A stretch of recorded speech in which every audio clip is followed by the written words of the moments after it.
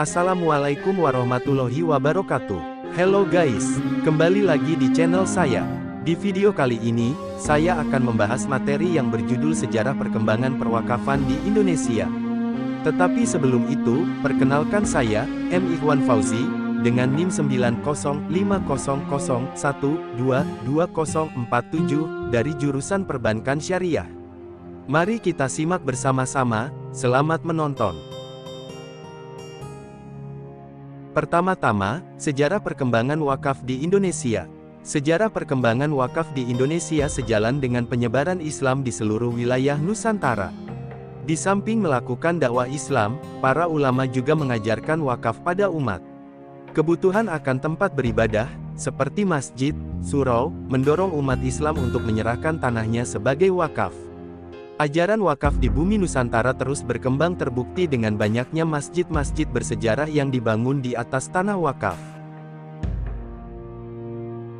Next, regulasi perwakafan di Indonesia. Salah satu faktor penting yang ikut mewarnai corak dan perkembangan wakaf di era modern adalah ketika negara ikut mengatur kebijakan wakaf melalui seperangkat hukum positif.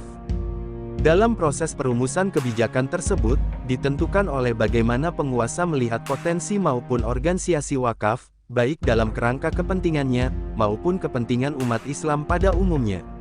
Secara umum dapat dikatakan, bahwa kebijakan mengenai wakaf atau filantropi Islam pada umumnya dibuat berdasarkan asumsi-asumsi ideologis yang menyangkut relasi antara Islam dan negara serta pertanyaan mengenai seberapa jauh Islam boleh berperan di ruang publik.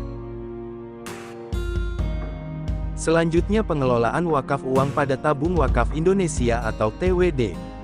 Perkembangan wakaf uang di Indonesia, pasca keluarnya fatwa MUI tentang wakaf uang dan pengesahan Undang-Undang Wakaf mendorong lembaga-lembaga amil zakat untuk mengelola wakaf uang pada lembaga tersendiri. Di antaranya Dompet Duafa Republika dengan Tabung Wakaf Indonesia atau TWI-nya, Baitul Mal Muamalat dengan salah satu produknya Wakaf Tunai Muamalat atau Waktumu-nya dan lembaga-lembaga pengelolaan wakaf, seperti Pos Keadilan Peduli Umat atau PKPU.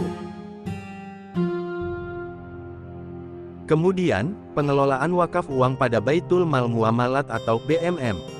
Peran dan fungsi BMM pada dasarnya mengacu pada definisi Baitul Mal pada masa awal pembentukannya, yakni menghimpun dana ZIS di lingkungan kerja Bank Muamalat Indonesia atau BMI, dan mendistribusikannya kepada masyarakat miskin.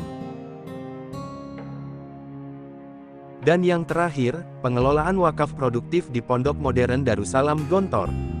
Pondok Modern Darussalam Gontor apabila ditelusuri sejarahnya berasal dan Pondok Pesantren Tradisional Tegal Sari. Pondok Modern Darussalam Gontor dengan penerapan sistem pendidikan modern berkembang pesat, terlebih lagi setelah Trimurti selaku pemimpin pondok mengambil langkah strategi dengan melakukan modernitas tidak terbatas pada sistem penyelenggaraan, tetapi menyentuh bidang pengelolaan yang tidak terkonsentrasi pada figur kiai. Terima kasih sudah menonton. Jangan lupa like dan subscribe. Sekian, wassalamualaikum warahmatullahi wabarakatuh.